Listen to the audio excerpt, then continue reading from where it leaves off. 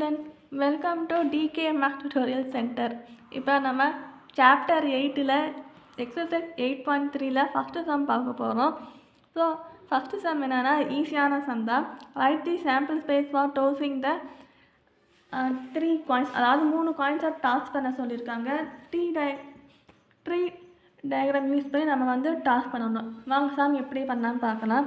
இப்போ first solution எழுதிக்குவோம். இப்போ ஒரு காயின் வந்து ஒரு தடவை டாஸ் பண்ணால், அதாவது ஒரு தடவை காயின் வந்து நம்ம போட்டு பார்த்தோம்னா ஒன்று ஹெட்டு வில் இல்லைன்னா டெயில் வரும். இப்போ அந்த ஒரு காயினை வந்து ஹெட்டு இங்கே எழுதுவோம், டெயிலு இங்கே எழுதுவோம்.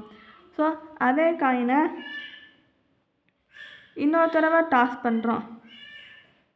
இன்னொரு தடவை டாஸ் பண்ணோம்னா அந்த ஹெட்டை இன்னொரு தடவை டாஸ் பண்ணோம்னா இங்கே ஹெட்டு விழ சான்சஸ் இருக்குது, டெயில் விழவும் சான்சஸ் இருக்குது.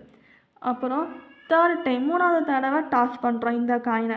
ஸோ இந்த காயினை டாஸ் பண்ணோம்னா இங்கேயும் ஹெட்டு விழ சான்சஸ் இருக்குது, இதுவும் டெயில் விழ சான்ஸ் இருக்குது. ஸோ இந்த டெயில் விழுந்த இந்த காயின் இங்கனுக்குள்ளே இருக்க காயினை டாஸ் பண்ணால் இங்கேயும் ஹெட்டு விழ சான்சஸ் இருக்குது, இங்கேயும் டெயில் விழ சான்சஸ் இருக்குது.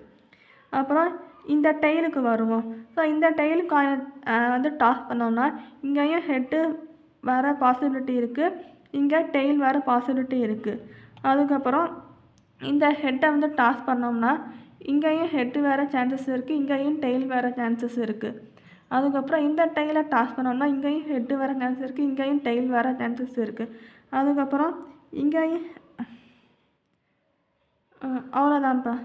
ஏன்னா 3 தடவை ஃபஸ்ட்டு டைம், செகண்ட் டைம், அப்புறம் தேர்ட் டைம். ஸோ இங்கே 3 காயின்ஸ் டாஸ் பண்ண சொல்லியிருக்காங்க. நம்ம வந்து 3 டைம்ஸ் இங்கே எழுதியிருக்கோம். ஃபஸ்ட்டு ஒரு ரோ, இது 2வது ரோ, இது 3வது ரோவாக எழுதியிருக்கோம். ஸோ இதை வச்சு நம்ம வந்து சாம்பிள் ஸ்பேஸ் எழுதணும். இப்போ சாம்பிள் ஸ்பேஸ் எப்படி எழுதலாம்னா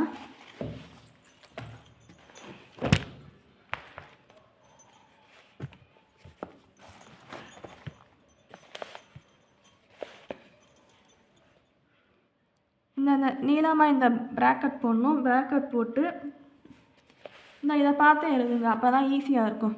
இங்கே ஹெட்டு இருக்கா, இங்கே ஹெட்டு இருக்குது, இங்கே ஹெட் இருக்குது, இங்கே ஹெட் இருக்குது. ஸோ இந்த லைன் மொதல் எழுதணும், ஹெட்டுங்கிறத.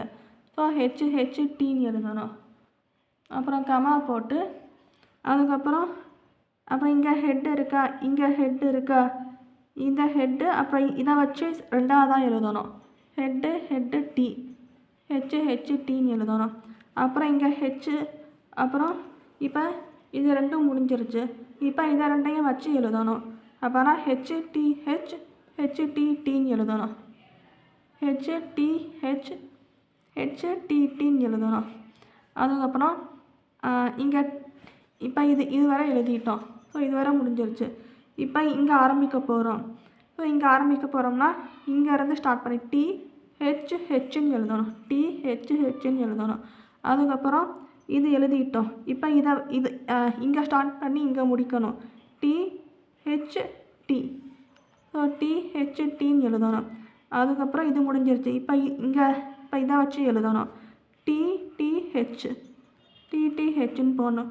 அதுக்கப்புறம் இங்கே இருக்கா, ஸோ இதை வச்சு எழுதணும், டிடின்னு எழுதணும். ஸோ ஆன்சர் என்னதுப்பா, அதாவது 1 2 3 4 5 6 7 8 எலமெண்ட்ஸ் வரணும். இந்த மாதிரி எழுதுங்க, அவ்வளோதான். இந்த டயக்ராம் வச்சு எழுதுனா ஈஸியாக எழுதிடலாம். ஸோ இந்த சம் ஈஸி தான். இப்போ தேங்க்யூ ஃபார் வாட்சிங்.